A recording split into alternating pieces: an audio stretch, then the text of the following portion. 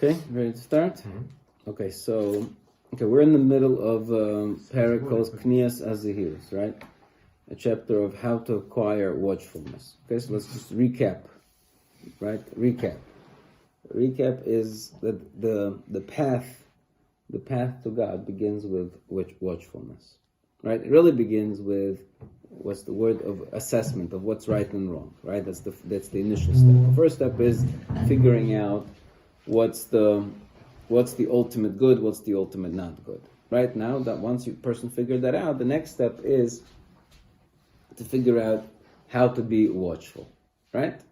And watchfulness means running everything through a filter, right? Not being on autopilot, but running everything through a filter, seeing things that you're doing good, things that you're not doing good, and avoiding them, right? That's watchfulness. Now, there is inspiration for watchfulness, and that's he told us that three different levels of people will have different inspirations, right? So we're now in the lowest level, right? People that are going to be inspired by simple, just the fear of judgment, right? To show that HaKadosh Baruch Hu judges every little detail. In other words, right, if we want to inspire you to be watchful about every little detail, so then you have to know that Hashem will judge you in every little detail. And he gave us examples from Avram, Yitzchak, Yaakov, right, Yosef, David, Chizkiah, all different examples, right? And again, that goes back to that another thing that he said in the beginning, that one of the best ways to acquire watchfulness is to read Tanakh. If you read Tanakh, you will see the way those people approached life, and you're going to be more inspired to be careful as well. Okay? Now continuing with that theme, that every little, right, everything matters, every detail matters, right? With Perak HaKol Chayovim. He quotes now from Chazal in Perak HaKol Chayovim, Rabbi Yochanan kad have motele hai kro. Rabbi Yochanan, when you get to this pasuk, havi bochi, he used to cry. Right? There's a few statements like this in Chazal. Rabbi Yochanan crying over some pasuk. V'karavti aleichem lamishpot. I will draw near to you in judgment. V'ha'isi eid memaher. Right? And I will be a quick witness. Right? So the Rabbi Yochanan used to say about this pasuk, he used to say, Evet sheshoiklun alav kalas kechamuros, a servant for whom the light averos are weighed just like the big averos. Takona yeshloi, is there any like fixing for that such a eved? Right? That was Rabbi Yochanan's statement. For a person right? For a person for whom light averos are judged, shoiklim, are weighed, right, the same as chamuros, as important averos, right? There's such, what chance do we stand, basically, right? So that's what Rabbi Yochanan used to cry about. Right? What chance do we stay if every little thing is judged like a big thing? Good? Mm-hmm. Okay. So, now comes the Ramchal. It can't be that the punishment for both sins, light ones and heavy ones, will be the same. That can't be. Right? That's not judgment. Right? So that's not what Rabbi Yochanan is saying. What's Rabbi Yochanan? Right? It can't be. Right? Simple reading doesn't work. Right? We know that HaKadosh Baruch Hu pays down mida keneged mida. So if there is such a thing as light averos and heavy averos, then it would make sense that there would be different levels of judgment. For the lighter one, you get a lighter punishment. For the heavier one, you get a heavier punishment. Now, you could argue, maybe, you could have said, what does it mean? What does it mean, a lighter avera and a heavy avera? What does that mean? Meaning, you went against God's will. Who cares if you did a light avera and not a light avera? You rebelled against God, right? On the other hand, we know that Shabbos, a person desecrates Shabbos, is chayiv misa. A person eats pork, he gets lashes. A person says lashon hara, he doesn't get anything, right? So we know that there are different levels of averos, right? Depending on what kind of damage they do to your neshama, what kind of damage they do to the world, right? So we know that there are different levels. Okay, so he's saying, so if there are different levels, so that certainly the punishment cannot be the same. So what does Rabbi Yochanan mean then? That the light ones are the same as the heavy ones. So the explanation is that the weighing of the actions, that all of the light ones will go up just as much as the heavy ones, right? In other words, you may say to yourself, right, a person is mechalel Shabbos, right? He's smoking on Shabbos, right? While he's smoking on Shabbos, he moved his telephone, which is a muktzah, which is only the Rabbanon, right? Let's say. So you're going to say, Hakadosh Baruch Hu, you're going to punish him on smoking for Shabbos? Like, what are you picking on his? He's smoking on Shabbos. What are you doing with his muktzah? Forget about the muktzah. Let's focus on the big issues, right? On the big issues. So, right? So in every little thing, right? What the Gemara is teaching us, that every little thing, regardless of how significant or insignificant, everything is counted for, right? The big averos will not kind of forget the little averos. Hashem will not close his eyes mehem klal, from them at all. Just like he doesn't close his eyes from the major averos, right? In other words, every little avera, everything, right? Everything will eventually has to be accounted for. There is no such thing as something that does not go on the books, right? Nothing is off the books. Everything is on the books, right? So, which is a very serious thing. Whatever. We're not going to go into. I can understand why Rabbi Yochanan is crying, even though the simple reading sounds even worse, right? Meaning the way you read simply is, Hashem is going to slap me over my head for a little avera, just like he slaps me over my head for the big avera, meaning the same strength of punishment. The answer is no. The punishment will be different, but don't think that Hashem will let anything go, right? Mm-hmm. Hashem will not let anything go. Okay, so I daven Shmoneh Esrei, right? Like however many words there are in Shmoneh Esrei, I don't know. Let's pretend there are 300 words in Shmoneh Esrei. 299 words I said with kavanah, right? One word I said without kavanah, right? So you think to myself, wow, what a hero, right? What a hero, amazing, tzaddik, right? Alavai, we should have 10 words with kavanah, but 299 words with kavanah, one word without kavanah. And then Rabbi Yochanan is saying that one word is going to be in the cheshbon. Everything, every little thing is counted for. Every little thing, right? So, which is crazy, which is understandable, is right. So Eved Takona Yeshlo, such an Eved has, what chances do we have?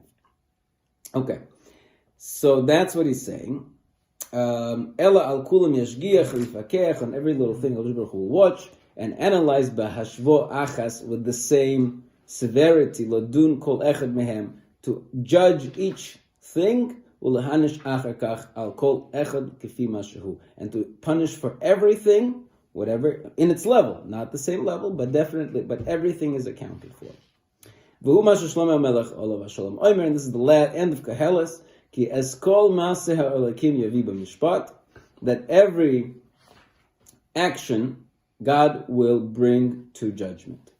Right? Ki eskol maaseh ha'olakim yavi b'mishpat. Every action God will bring to judgment. Even a simple look in the wrong direction. So the Gemara Gemara talks about this pasuk, and then a couple of examples that are brought. Remember, one example: so if a person takes a fly and crushes it in his hands in front of the view of some other person, and that person gets a discomfort as a result, that is included. That is punished. That's punishment.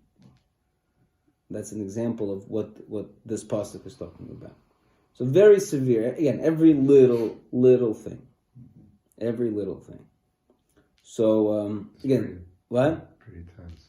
What? Pretty heavy, yeah. Pretty heavy. And there's more to it. But it works as way also. So it's positive. Oh, it's good, right? Way, so very good, right? Mm-hmm. Right. Exactly right. Exactly. He's going to use that argument in reverse, but you're right. Okay, so That's what he's saying. Kasher ein HaKadosh Baruch Hu maniach melisker kol maaseh toiv katan k'mo. Just like HaKadosh Baruch Hu will not leave you any little thing without being rewarded, right? Kein lo yaniach melishper u'leichiach kol maaseh rakotan k'mo. So too HaKadosh Baruch Hu will not let go of any little evil thing or wrong thing as it is. Ulehoitzim uleiv haroitzim. And this we need to say in order to avoid the mistake of those that want to lihispatos v'lachshoiv shuliyale hodim baruch hu bedina v'dvarim hakalim. That Kodesh Baruch Hu does not focus on little things, right? Because there is a concept, and we all fall prey to this concept. Sometimes we do think, like, well, what does Kodesh Baruch Hu care, about this little thing? Like, it's not important, right? Whatever the case may be, whenever we are in the mood, it just doesn't seem valuable, doesn't seem worthy of consideration, right? And he's saying, no, God is such that he is able to analyze every little thing, right?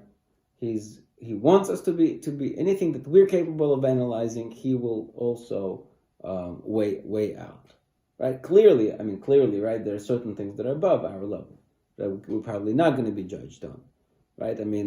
Whatever the case may be, right? If I wasn't able to be careful and knocked into an electric outlet and the light turned on, so I'm not, I can't be expected to be held accountable, right? If I said something and the person misinterpreted and as a result went ahead and debated, there are many different situations where I'm not going to be held accountable for, I'm sure. But obviously, God knows what it is that I'm capable of doing, what it is that I'm not capable of doing. Okay. Fine.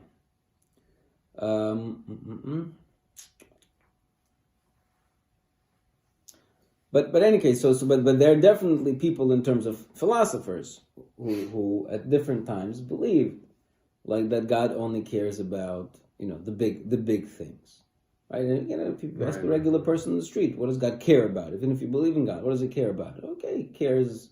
I want to be a good person, right? He cares if I do tzedakah and chesed, but does He care if I whatever? Pick my nose and Shabbos. Right. Okay. Whatever the case may be. Right. Okay. So the answer is yes. He cares about everything that needs to be cared about. Okay. Fine. So and so he brings a chazal. So this is the general principle. Kol ha'omer HaKadosh Baruch Hu vatron. Anybody who says that HaKadosh Baruch Hu is a vatran, right? What does a vatran mean? Vatran means. Do we have a good English word for vatran? Mm-hmm. Well, they don't translate it as a noun. I think по-русски есть такое слово, нет? Person who. I know what it means. Пофигист. Right. Vatran doesn't care. We try to instill in our kids. We try to be mevater, right? We want them to be mevater. Mevater means to let things go, right? So vatran means not getting to like baker's dozen, right? In other words, you pay for 12, I give you 13, right? Mm-hmm. So it's on the house. It's let it go. Good. It's not part of the cheshbon, right? Vatran. So HaKadosh Baruch Hu is a vatran. In other words, He lets things go. Listen, He's the ultimate chesed. So the ultimate chesed means He let things go, right? Makes sense. He is the ultimate chesed, right? So why should He not be kind enough to let things go? Right, but the Chazal says the Marsan Mevakam Kol Emer Shekadosh Baruch Hu Vatran. Anybody who says that Kadosh Baruch Hu is a Vatran, He just overlooks things. Yisvatru me'oihi, or chayoyi, different whatever. The point is, his life will also be overlooked. Right. In other words, he will be punished by dying. So I think that's the meaning. Right, or it's midah keneged. It sounds like it's saying like midah keneged me, that you believe Kadosh Baruch Hu will overlook things. So HaKadosh Baruch Hu will overlook your things that you need, that you need. In other words, your life will be right in both directions, meaning right. And He'll play along. Doesn't mean He'll play along according to your belief system, maybe, right? V'chein omron, and similarly they said, Im oimer lecho yetzer hara, if yetzer hara says to you, chata, sin, v'HaKadosh Baruch Hu moichelach, and HaKadosh Baruch Hu will forgive you. Oh, we always fall into this trap, right? Before Yom Kippur, we're always good. After Yom Kippur, go back to party days. And closer to Yom Kippur, again, you start getting better. And then after Yom Kippur, the annual cycle, right? Because we feel, okay, it's not a big deal. We justify it. It's not a big deal. We'll do it now. Okay, later we'll do tshuva. Okay. So the answer is, Al Tishmal, don't listen to this Yetzirah. V'zed davar pashut u'mavur, it's a simple and a clear thing. Ki hinei kel emes Hashem. Hashem is a God of truth. Kel emes Hashem. Hashem is a God of truth. V'hu Hashem Reb Moshe Rabbeinu v'sholom hatzur tamim pa'oloi. The rock, perfect is his action. Ki kol drachov mishpat. All his ways are judgment. Kel emunah. He's a God of emunah, of trustworthiness. V'ein ovel. There is no cruelty. Tzaddik v'yosher hu. He is righteous and straight. Right? He's righteous and straight. Right? In other words, kikol drachov mishpat. That's the key phrase, I think. Right? His ways are judgment. Given HaKadosh Baruch Hu roitze b'mishpat. We know that HaKadosh Baruch Hu wants justice in the world. Right? Hine kachu oiver ala mishpat. So too, so for him, kachu oiver ala mishpat hamalim asayim min hachoyva kemoyim min aschus. For him, passing over judgment will be the same as closing your eyes from sin will be equivalent to closing your eyes on reward. Right? If we're talking about that, justice means, like you were saying before, and this is what the idea that you really mentioned already, is that if you think that HaKadosh Baruch Hu will let go on the choiva, on the sins, on the punishments, then HaKadosh Baruch Hu may also let go on the rewards. And if you want HaKadosh Baruch Hu not to let go on the reward, then he can't let go on the judgments either. Right? Justice means, or truth means, what's the word? Consistency. Right? Consistency, meaning here and here. So then, again, we'll let's discuss this afterwards, but after we get through some more.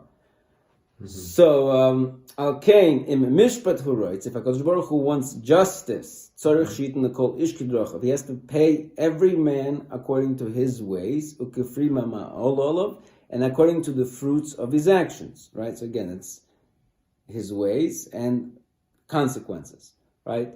HaKadosh Baruch Hu doesn't only reward and punish for the actions, but also for the consequences of the actions, right? Meaning, I gave tzedakah, let's say, right? I get reward. I gave tzedakah and then it inspired somebody else to give tzedakah, so I get reward for his tzedakah and my tzedakah, right? So consequences and the actions. B'tachlis diktuk, an extreme diktuk, right? Analysis. Bein toiv, bein lamutav, whether for good or whether for not good. V'hainu kel emunah ve'ein ovel. This is what the pasuk says. HaKadosh Baruch Hu is the emunah, is trustworthy ve'ein ovel, without cruelty. Tzaddik v'yosher hu. Shepershu l'tzadikim v'l'rashoim. He's straight for tzadikim and rashoim. Kach hi hamida. For this is the mida. Ve'al kol hu don, and everything he judges. Ve'al kol chet hu me'anish ve'ein lihimolet, and every sin he punishes, and there is no escape. There is no escape. Okay, we'll discuss this in a little bit. V'im toimer. So now you ask me a question, right? Im kain, if so, midas sarachamim loma imahi oimedas. It's very nice. HaKadosh Baruch Hu wants justice. Justice comes with judgment. Midas adin. Great, I understand. It serves a big purpose in the world, but we also know there is midas chesed, there is midas rachamim. How does this play in the picture, right? How does this play in the picture? What would you say? Let's just think about it for ourselves. Where is midas chesed and rachamim in this equation? Triggered by your own attitudes towards. Right, so we saw that, right? And Derech Hashem, he told us of an idea that if I'm, for example, over al pasha, if I am, what's the word? If I am avatran to others, right? If people sin against me, I forgive them easily, right? So similarly, HaKadosh Baruch Hu may overlook certain things. But it's a judgment. He told us in Derech Hashem that it's a judgment. It's mida keneged mida, that just like you overlook things, I will use my executive privilege and overlook things, right? So there is a concept of overlooking that he mentions in Derech Hashem. It's mida keneged mida. Okay, all right. What else? Anything else? The Lashon Hara aspect of it. The what? If you don't speak Lashon Hara, Hashem makes sure He shuts somebody else's mouth. So meaning if in the system of judgment, right? If there's a prosecutor and a defendant, right? If you're looking out for others, dan lechav zchus, so to speak, and you don't speak Lashon Hara again, so he might the prosecutor will not be as efficient in your system. And then on the But is that one second? Is that midas harachamim? That's maybe just pure judgment. Is that midas harachamim, or is that still midas? Yes, adin? you're supposed to get punished for it by speaking Lashon Hara, right? So if you don't, and 1 second, if you stop yourself of doing, right? So if you stop yourself of doing, that means you deserve the rachamim on your previous ones that you spoke with to be overlooked because you're working on yourself. No, No, I thought you were saying something else. No. I thought you were saying specifically for Lashon Hara. If you don't speak Lashon Hara, right? Meaning, I thought we're talking about judgment, right? So judgment is there is the prosecutor and then there is the defendant, and the Kodesh Baruch Hu is the judge, right? Okay. Right? So if you're not speaking Lashon Hara against people, right? Or in other words, you don't have a negative eye on people, a negative, right? So then the prosecutor will not speak badly against you. So then the judgment will be more favorable in your direction. That's what I thought you meant. Yes. But I don't know. But I'm saying, but I don't know if that's necessarily midas harachamim. Maybe that's midas adin. But according to the Hashem, rachamim, punishment in this world, it's chesed. That's also chesed. But we're not. But is he talking about necessarily punishment in this world? Not necessarily. I think he's talking about punishment. Ultimately, right? This is based on the idea of Derech Hashem. That the only way to get olam haba is to be completely cleansed of all averos, right? Yeah. So, if you have to be completely cleansed, so this judgment is going to be involved, right? Yeah. So whether you get punishment, as you're saying, getting punishment in this world versus getting punishment in the next world is the midas harachamim. Yes, That's a very scary midas harachamim you have. No, okay, the problem with originally not that. But here's the point. But that's how it works. But yet the death it cleanses a lot. Yeah, right. You don't drop death every single day. No, but that's because we don't really know what death is. Yeah. That's the truth. If it cleanses a lot, it's probably a very, very, very, very, very scary experience. So I'm not sure if that's so comforting. Right, this is getting better and better. So let's see what he says. V'im toimer. So if you ask, Im kein midas harachamim lo mehir midas. So what's midas harachamim for? Kivan shall kol ponim tzarich leidaktik badin al kol dover. Since at the end of the day, Kodesh Baruch Hu will be medaktik, will be analyzed and scrutinized in judgment on every single thing. Hatshuva, the answer. Vadai midas harachamim hi kiyumoy shel olam. There's no question that midas harachamim is the upkeep of the world.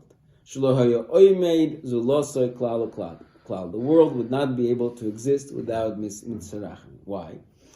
But let's see. But still, we can incorporate midas harachamim into this equation. If it ain't midas adin loika, but without taking away from the full expression of midas adin. V'zeh, and this kilefi shuras adin mamish, because according to shuras adin, right, the wall of judgment, the line of judgment, the strict line of judgment, it really would be appropriate that a sinner should be punished immediately as soon as he sins without any delay. Right? There should be an instant lightning, on any sin. Right? There would be no people left. Right? Midas adin. V'gam ha'she'oinish atzmoi, and the punishment itself, yeh b'charoin af, should be in full fury. Kiroi, which is would be appropriate, somebody who rebels and goes against the Creator, right? There's no excuse. There's no excuse. Instant lightning with fire and thunder and all the scary stuff. And there should be also no rectification for sin. Right? Because in truth, if you think about it, how can a person fix what he make crooked? And the sin is already done. Right? A person kills another person, or he commits adultery. How can he possibly fix this? Can he remove the act that was committed from existence? It happened. It's done. It's reality. It's right. So, right. Amnam. However, midas harachamim the midas harachamim exists to undo the three things that we mentioned. What are the three things? Oh, he said the hainu. That is, first of all, sheyutun zman lachoyte. First of all, give a sinner time. Right, an extension period, right? In other words, no instant lightning, right? Give it a delay, punishment delay. That's number one. And he does not get uprooted from the land as soon as he sins. And even when he gets the punishment is not to the degree where he gets completely destroyed and broken, right? A minor punishment. Right, just like we see by Yitzias Mitzrayim, right? They were supposed to be there for 400 years. Like Baruch Hu figured out that if you start counting from Yitzchak, which is he was born already into the decree, so that counts as if they were already in Golos Mitzrayim, right? There's, in other words, yeshivish accounting, right? Not what's the word? Straight accounting, but yeshivish accounting. Okay. Anyways. So that's number two. And the third thing, and furthermore, tshuva is given to sinners in complete chesed. Right? So delay, what's the word? Symbolism, let's call them delay, symbolism, and tshuva. Delay, symbolism, and tshuva. Dehainu. And now he elaborates. Dehainu should be yois hashov. Oh no, this is still in tshuva. Dehainu, that is, should be yois hashov makir as chetoi, when a person who does tshuva recognizes his sin, umoide boy, and admits it, umizboinen al ro'oiso, and contemplates the extent of his evil, v'shov, and he returns, umizcharet olav, and regrets it, charota gemura, complete regretting, the meikara kecharotas haneder mamash. It's very similar to a way a neder is mevatel. He's saying, right, just like a neder, you can be matir with charata. So too, when a person is kind of regrets his sin completely, shu misnachem legamri, he completely regrets it. V'hoya chofetz u'mishtoikik, and he yearns, he desires and yearns sheme'olam lahoya nasa davarahu, that he would never have done such a thing. Umitztayer beliboy tsar chazak, and he's pained in his heart, a great pain. Al shekvar nasa, that he has no choice. The deed has been done. Hadavar, but he makes sure that it's never going to happen again. He escapes from it. Hine akiras hadavar miratzaynai, the complete eradication of the thing in his will.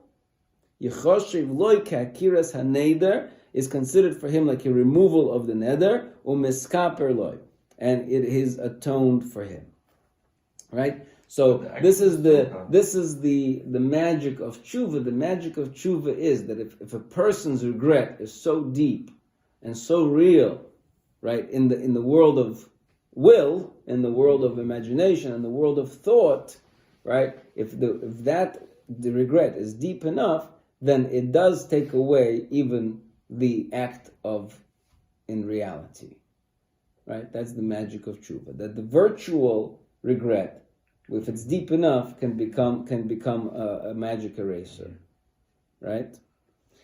But only in heaven the court, not here. No, right? Only in heavenly court. V'hu mashu omar, and this is what it says: V'sor aveinecha, your sin is removed, v'chatoscha techupar, and your sin is atoned. Shehaovein sor mamash, the sin is really removed. Mehametzius, from existence. V'nekar, and uprooted, b'mesha achshov mitztair, because now he has tsar, u'misnachem, in regret, al ma shehoyim lumafreya. Right? So in God's world, what? Like it never happened. That's what it says. Like it never happened.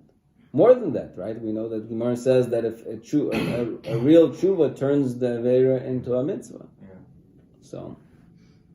But don't it have some things that can only fix by death? The person have to die on the Zen and spaghetti. I feel like Correct, right? Correct. Yeah, So what's the pshat? So, for certain things. I mean, could be he's not going into the details of the tshuva process.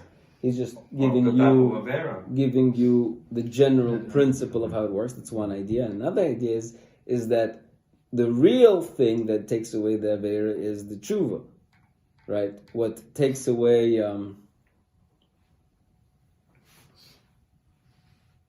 okay, we have to think about it. I mean, that's a question anyways. Why is it that, for example, there are differences? Why does tshuva work for something and not for another thing? Right? If tshuva works for, I ate pork, I did tshuva, fine.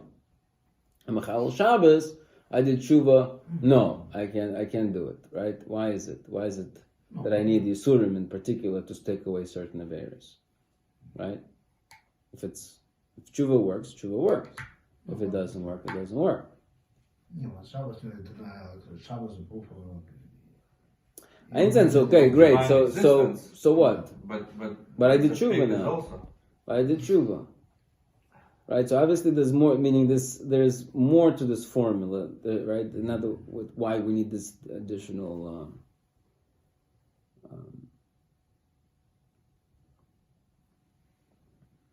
Meaning, my assumption is that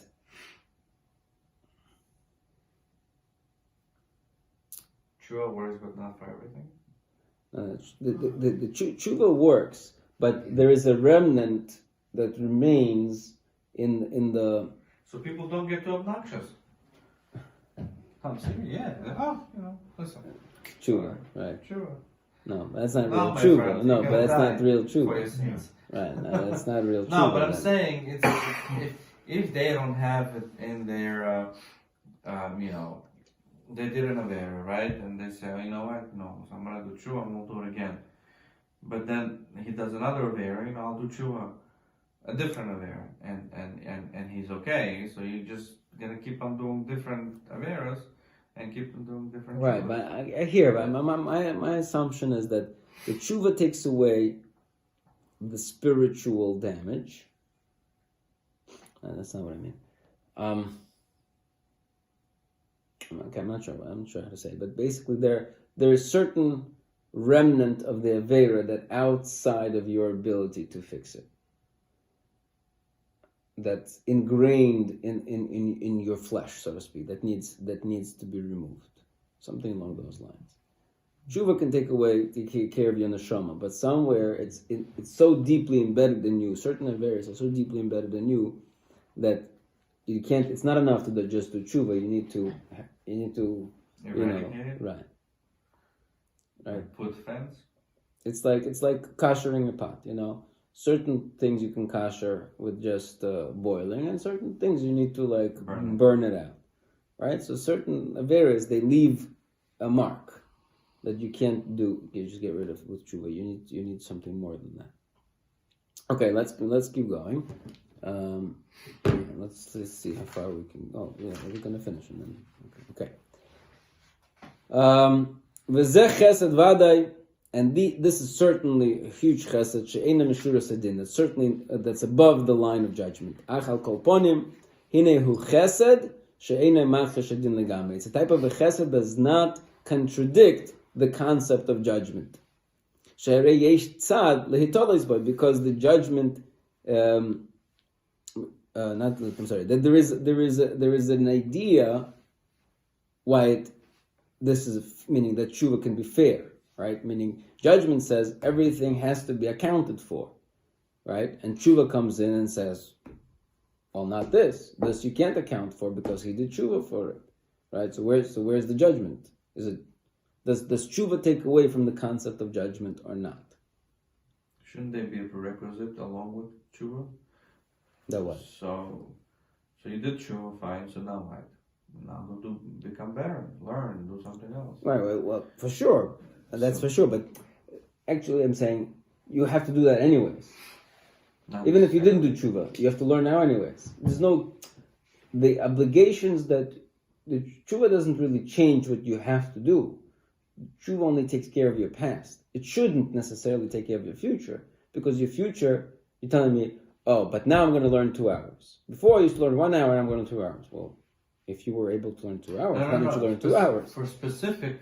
For example, you kill a person, right? And then you say, okay, I know it's wrong, even morally, to kill, right? A person. So now I'm gonna go and make sure that I'm not gonna have a knife on me, for example. You go above and beyond. So. But how do you know what exactly is above and beyond? That's the point, right? What is above and beyond when it comes to God? Right. Where do you God? Here is what I'm gonna have to do. Here is above and beyond. If you could do it, so then it's not above and beyond, maybe. I mean, I'm not sure, because we see that he breaks down the Sefer into tzaddikim and chassidim, right? The tzaddikim, the righteous people who do what is obligated, and the chassidim will go above and beyond. So how do we know where above and beyond begins? That's not so clear. But the question is, does tshuva contradict the concept of judgment? Okay, he just explained to us that tshuva definitely comes from this. The concept of tshuva stems from this harachamim. Does it contradict the concept of justice? And he says no. Why? Because there is a logical, so to speak, explanation. Because parallel or in the place of the in place of the rotzen, of the will that he did the sin with, and the pleasure that he derived from that sin, so then it's followed by regret and the pain. Not necessarily there's a pleasure. Well, if there's no pleasure, why did you do it? Circumstances. But that's also pleasure, meaning not necessarily pleasure, meaning let's say I got angry and I killed somebody. That's a pleasure, right? I benefited from the fact that I got rid of who I perceived as my enemy at the time. Right, but what if you're defending yourself? Then maybe it's not a sin. We're talking about a sin. No, we're talking about actual. Right? So he's saying, so just like, there is a sin, which came as my choice, my exercise of freedom of will in the wrong direction. So too, my regret takes away that, is mida keneged mida, cleanses that choice. And any benefit that I received as a result of that avera is cleansed by the parallel tsar and pain that I feel because of my tshuva. Right? That's the thing, that people think that tshuva is some kind of like I clapped a little bit of chet and that's it. No, when tshuva has to be real tsar, real pain. Like a person, the pain has to be equivalent to the kind of the benefit that a person got. It's very easy. I mean, again, it's a joke. I remember who told me this joke already. It's not a very clean joke, but the guy goes to a priest and he starts telling him, I cheated on my wife with this woman, and I cheated on my wife with that woman. My wife is such a loving wife, but I cheated with these 2 women, and that 3 women, whatever. It tells him all the crazy sense. And the priest said, I'll tell you what to do. Go home, take a cup of vinegar, pour a cup of pepper into the cup of vinegar, and drink it. He says, and then I'll be forgiven? He says, no, but that will help wipe the smirk off your face. Meaning, it's easy to come say, oh, I regret, but in reality, it's like, I'm so proud, I'm so happy that I had those experiences or whatever it is, right? A lot of time, Baalei Tshuva, they like to talk about the good old days when I went to the club here and the club there, and I hang out with this guy there. But if in reality, if a person was about tshuva, then he would be embarrassed to mention those things. Because why are you bringing it up? Like it's a good thing. No, why? That's not true. Yeah. Yeah, I'm proud of it that I gave it up. Okay, so I'm not convinced. I'm not convinced I'm proud that to see that pride of it of giving it up. I think I'm there is proud also that I'm not pride eating that in Burger King or KFC. I'm super proud of it. For example, my KFC was like, oh, I'm proud of it that I'm that I'm not doing it anymore, and I choose to go. Forget about overpaying, but not doing it. I'm proud of it. okay. Again, could be. I'm not saying no, but there's also, I think, maybe not in that example, but there's oftentimes an element of like, I want to share with people how cool I used to be. Yeah, that I understand. Right. Okay. Anyway, so moving on. So, okay. So that's why how he is trying to explain that the midah of justice is not compromised by the concept of tshuva. Okay, the midah of justice is not compromised by the concept of tshuva. Okay, let's continue. And also a time delay, right, not without instant punishment, is also not considered overlooking a sin. Ela sevlanut, right? It's just patient ktsas. Liftoich le pesach tikkun, to give him a chance to fix it. To give him a chance to fix it. You want to give a person a chance to fix it. That's not a lack of judgment, of justice. V'chein kol shar darchei chesed ke'inyan. And similarly, there are other ways of chesed. For example, bra mezake abba. A son can merit his father, right? Baruch Hashem, we have schusim, we will do mitzvahs, and our parents, grandparents, whatever, may benefit from them. That's also, from according to him, a way of chesed. A way of chesed. Or another one. This one is easier to understand. I think mitzvahs nefesh kechol nefesh. A little bit of nefesh is like the whole nefesh. So this, one second, I'm confused by this. So okay, we'll get back to this in a second. All right. So mitzvahs nefesh kechol nefesh means that a little bit of soul is going to be considered like a lot of soul. In other words, a person cut himself and some blood came out. Kadosh Baruch Hu judges it. Oh, wow, he lost his nefesh, right? Because the blood is nefesh, right? So you draw a little bit of blood loss, like Kadosh Baruch Hu may count it as like a lot of blood loss, or a person get right, or like Yaakov gets his money taken away. Oh, it's as if he died. He's considered mace. So a person got tzaras like mace. Oh, like all different these cheshbonis of symbolic punishment. So before I said symbolic punishment over here, when he said before that the oynish is not complete, not a total destruction. So these are two different things. I mixed them up. They're different things. There's one thing is punishment that's not a total destruction. And then there's another thing, a punishment which counts for more than it is. Those are two separate ideas. Okay. So mitzvahs nefesh kechol nefesh. Mitzvahs nefesh kechol nefesh. That's definitely an important one. These are mentioned in the words of our sages. Darkei chesed heim. These are all ways of chesed. Lekabel es hamuat kameruba. To accept the little bit like a lot. However, they do not go against and contradict the concept of justice. Because there's a logical reason why they exist. Meaning, why we calculate the little punishment as a big punishment. There is a reason, there's a logical consequence. It's not just like, hey, let's take up any, like I said, yeshivish accounting and let's make it work. No, there has to be some sort of logic that explains why that should be the schus that should be used. Right? Certainly, why a son merits a father, I think it's easily understandable, right? Right? You brought a person into this world and he does it. That's understandable. What about... we see it every single day. Right. What about, I got a paper cut, Kadosh Baruch Hu judges me as if, my arm was cut off? Is that logical? So he means that obviously it's not like made up. It's for some reason. I mean, there has to be some kind of a logical. But putting your hand in a pocket for a quarter and you take a dime. Yeah, but that we know is a punishment. But do we count that punishment as if you, I don't know, lost your fortune?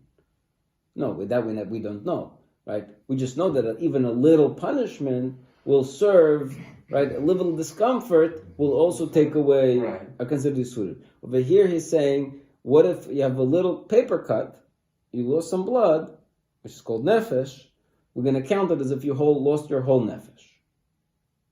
Right? Every time you get a cut, it's like you. Confused. As a remedy for something? Meaning, if death, as you say, death is a big An punishment, ultimate right? The ultimate cleansing. Right. So I got a paper cut, I lost a little blood. Right. So mitzvahs nefesh, a little bit of loss of nefesh, will be counted as a lot of loss of nefesh. Magnification of... Right. In other words, like, whatever will be Interesting. that's what I called before yeshivish accounting, right? You count it like,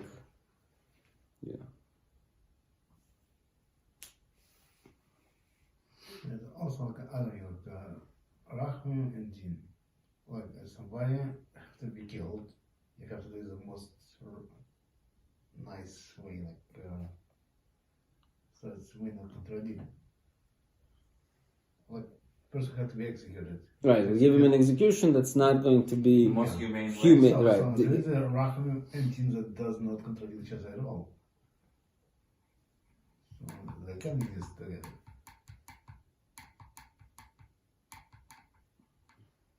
Right, but why? I mean, I don't know if you. I mean, why should we care? I mean, the guy is a serial killer. He tortured children, right?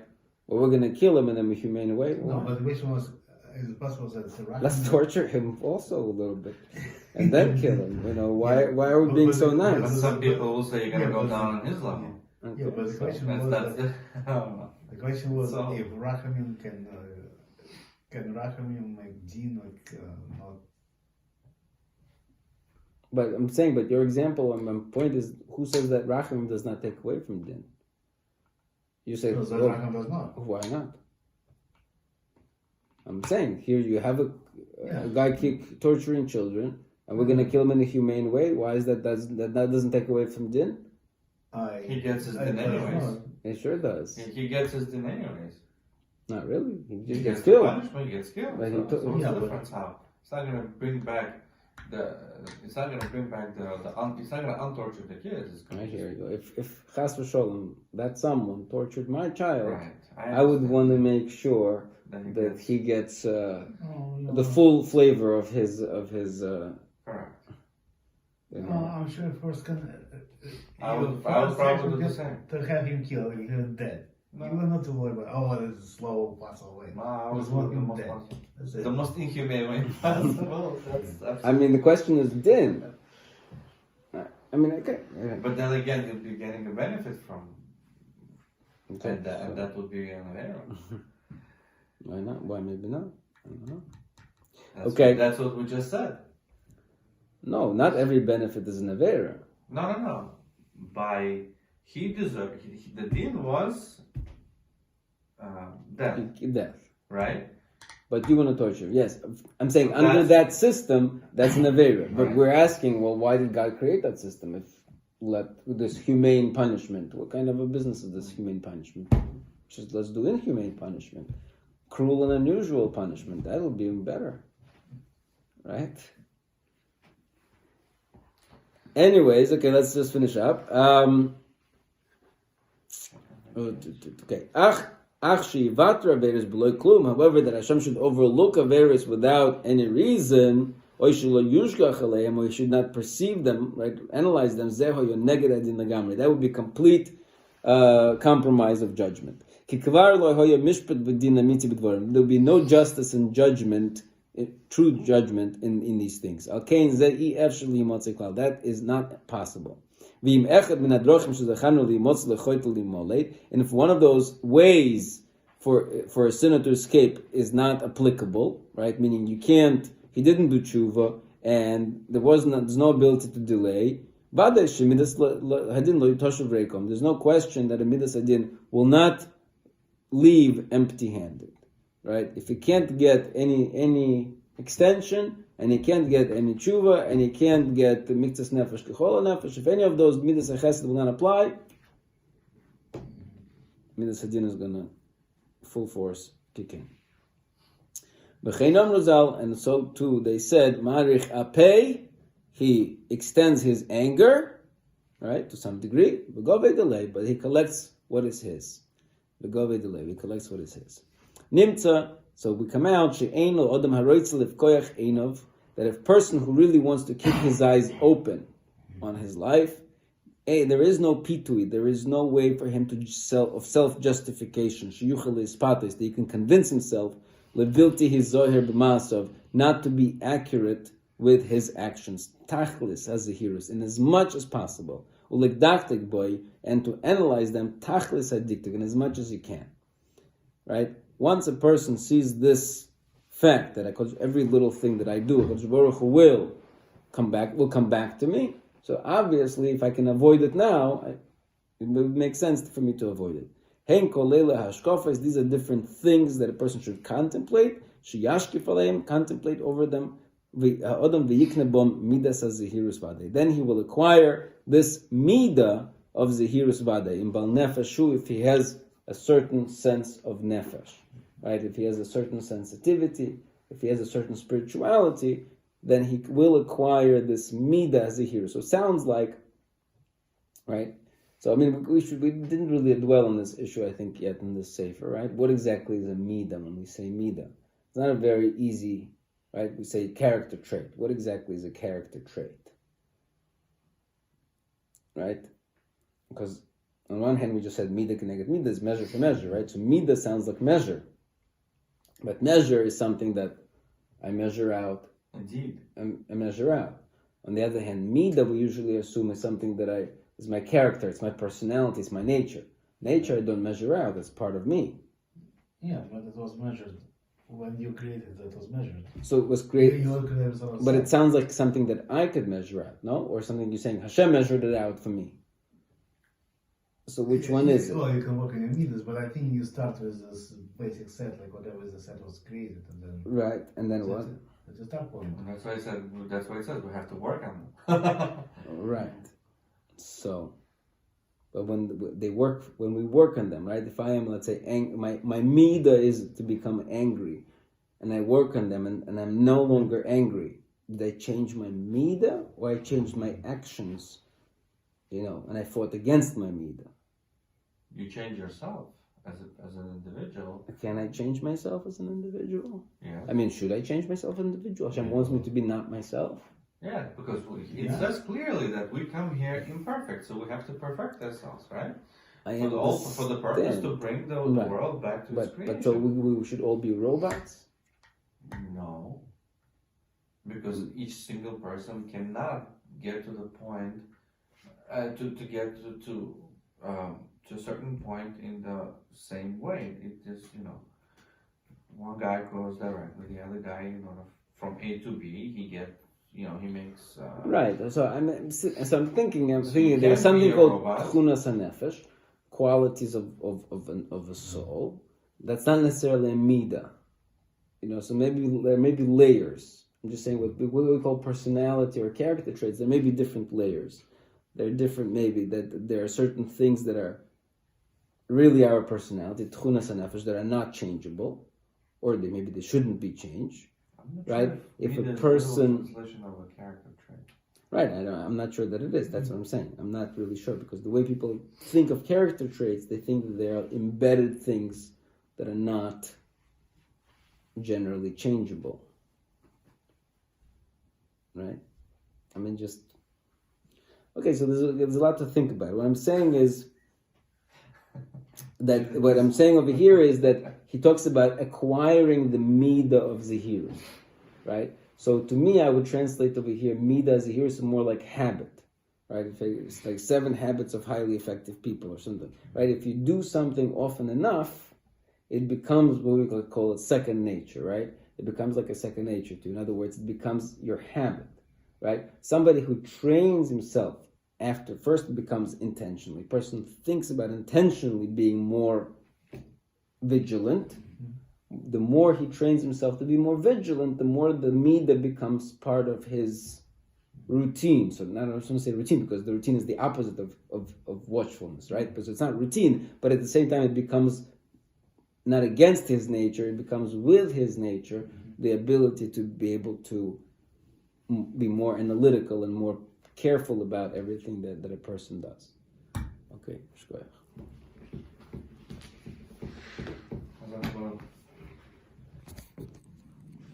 Okay, that being said,